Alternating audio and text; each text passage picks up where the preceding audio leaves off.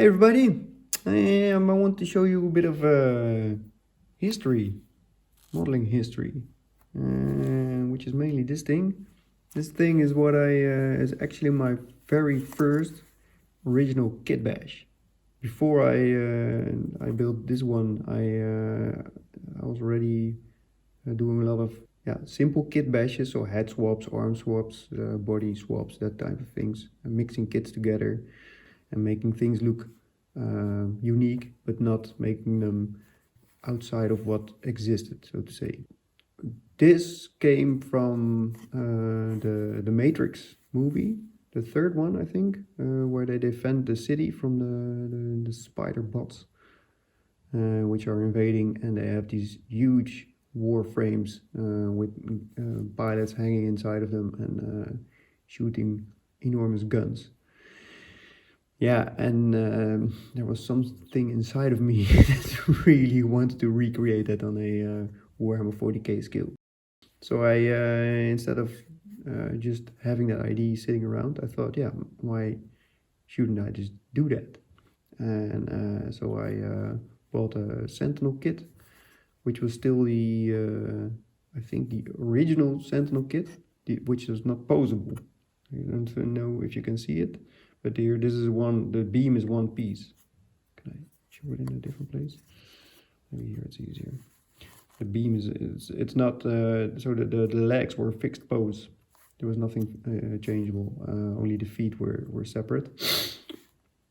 And I think I built this in 2006, 7, something like that. A long time ago. And what I did is so I had that vision in my head of an open warframe with a pilot hanging inside and just two big stompy legs and two arms with massive guns. That was all I had to go on. And I just started rummaging around in my bits box and saw what could do that type of thing.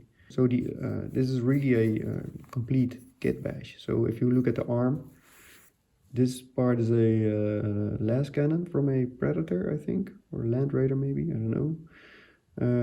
Cut off at the cannon barrel, and then here you have the ammo drum of a heavy bolter, and then here you have the front of a las cannon, and then the claw is two smoke launchers, and then some pieces of plastic card tubing. And I just put an autocannon at the wrist because I like the look of it. Metal scout miniature as a pilot, and I try to have the warframe mimic the pose of the pilot.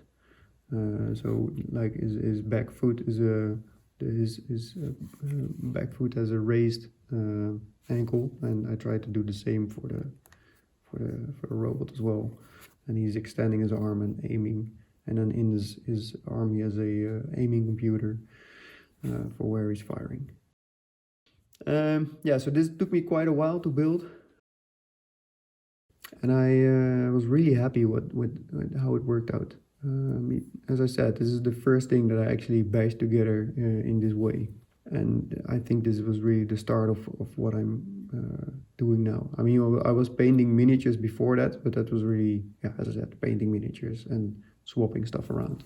And then from this, after this, when I had this made, I had another idea. I thought, okay, that was cool.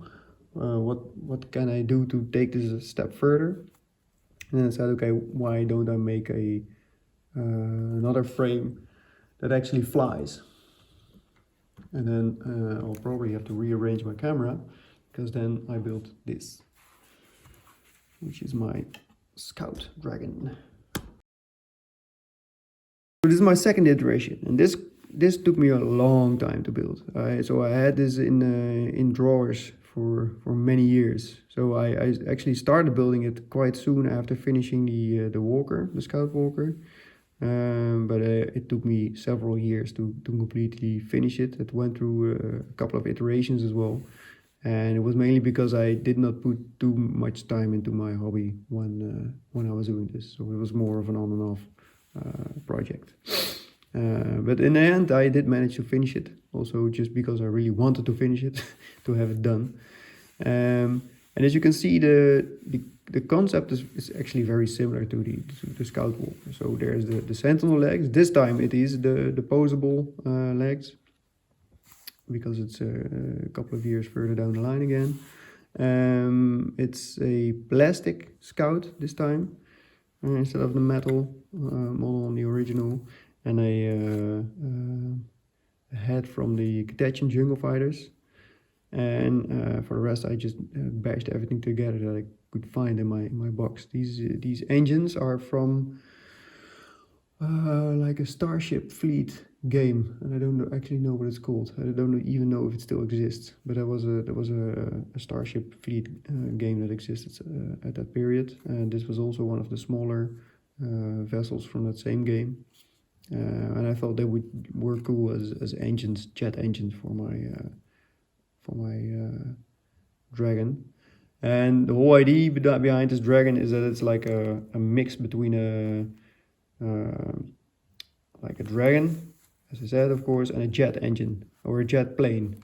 So the wings got flaps as well, and it also hinges around here to have some posability. It doesn't actually hinge, but it's supposed to, like in the story.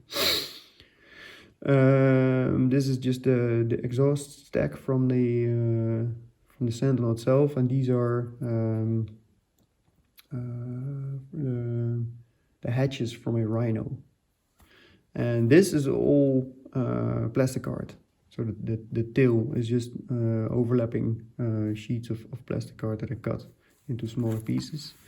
And the tail is a I don't know, just any plastic sword that I found in my bits box, probably attached to also an engine of that same Space Fleet game. And then the base, this is a resin base depicting some destroyed machinery. I think it's supposed to be like a Rhino or something, but then like not a Rhino because it's not from Games Workshop, but it has the same visual styling with the notches into it and whatever. And there's lots of debris. And I wanted to be a diorama that shows that it has been fighting something. So I mean the thing itself has a lot of scratches and nicks and whatever, but there also needed to be something that it has defeated, and that became this tall battle suit, which is heavily damaged and leaking all kinds of weird fluids. And this is like the final scene in the fight, the showdown. So he uses his leg ready to strike, and also like this chainsaw jaw flamer thing, which is kind of nicely over the top, covered in blood, of course. Awesome. Ready to strike to finish this guy off, but he's not done yet, right? He has this gun left, and going for a final shot, hoping to finish the guy. So a couple of things that I did here. This is the first time I tried scratching, surface scratching, as you can see, and that shows in that the scratching is huge. I mean, I would never make these big scratches again. But that's something that you learn, right? So this is the first time I ever did it, and I like the fact that I made scratches that go from one color to another color, and just kept that color going in the end. So I mean, it worked out, but it's too big. And what I also did here for the first time is the weathering. So I made the paint peel off the edges, because it's flying, right? So everything that's hitting it will hit it from the front. So the front edges of the paint should peel off first, was my thought. And I think that worked actually quite well. That seems to go very cool. And what I also did is some weathering, in that the paint is more whitish, like vague, going from all the beating it's taken from flying. Yeah, so those were a couple of experiments, weathering mainly, scratching as well. And I mean, the script, I already did that for some time on miniatures, but this is just on a bigger scale, I think. Yeah, so this is a model that I also learned a lot from. The wings are completely, oh yeah, that's interesting to say, of course. The wings are completely made from plastic art. So there's the thick plastic art in the center, which I cut into shapes. And then I stuck thinner plates on top of it. And these rims are green stuff, I think. And then I just glued some details to it to have some interesting, some interesting visual stuff. And like the pattern of these wings is based on the Dark Angels symbol, because my chapter that I had in that time was a Dark Angels sub-chapter. Yeah, there's some battle damage here as well. Yeah, so this was more kitbashing, a lot of plastic art work, which I wasn't familiar with until then. So this is also one of my first plastic art kits.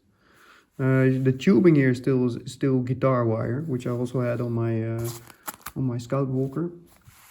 Let me get it here. So at this point, I was doing wiring by using guitar wire, which is very nice. I mean, guitar, the bass strings of guitar basses. How do I call it? I don't know. They have some good detail on it, which helps with painting. The main thing I don't like from it is that it's quite hard to bend, and it's quite hard to bend close to a surface. So you really need to bend it into shape before you can glue it. You cannot bend it on top of a surface, or you have to glue it on top of a surface, and then it might jump off if the glue breaks. So I tried to do that here on this engine. This is also guitar wire, but that took a lot of effort to make that. So the wires that I make now are made from green stuff with the roller, and that's just so much easier to work with. Also, if you put a metal wire core in there, makes life much easier. But yeah, these are for me my beginnings of kitbashing, and I think they're really quite cool. And they're really this one was just a like an experiment in can I do it? Can I make something out of my head into reality? And this was also into can I make it into a bit of a diorama? So a scene that's actually depicting something that tells a story. I mean, this is just a guy standing here, and this is the final step of a battle that's been taking a longer time, probably somewhere in the sky. Yeah, so those are two pieces from my collection. I hope you like them, and if you have questions about them, feel free to ask.